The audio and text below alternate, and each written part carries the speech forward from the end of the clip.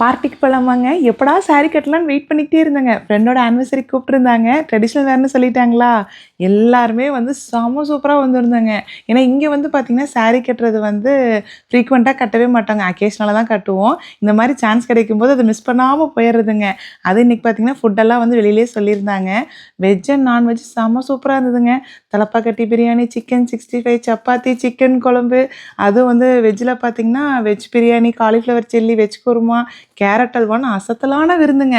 6 மணிக்கே எல்லாரும் போயிட்டேங்க. போயிட்டு வேணுங்கிற அளவுக்கு விதவிதமாக ஃபோட்டோ எடுத்துட்டு, அதுக்கப்புறம் பார்த்திங்கன்னா, ஜென்ஸ்லாம் தனியாக போயிடுவாங்க, லேடிஸ்லாம் தனியாக போயிடுவாங்க.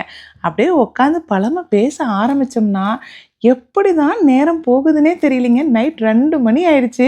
அவ்வளோ நேரம் பேசிக்கிட்டே தாங்க இருந்தோம். அது ஃப்ரெண்ட்ஸ் எல்லாம் சேர்ந்துட்டா நல்லா ஜாலியாக காசிப் பேசி பயங்கரமாக சிரித்து செம்ம ஜாலியாக தாங்க இருக்கும். அது வந்து கண்டிப்பாக டான்ஸ் இல்லாமல் என்டே பண்ண மாட்டோம்.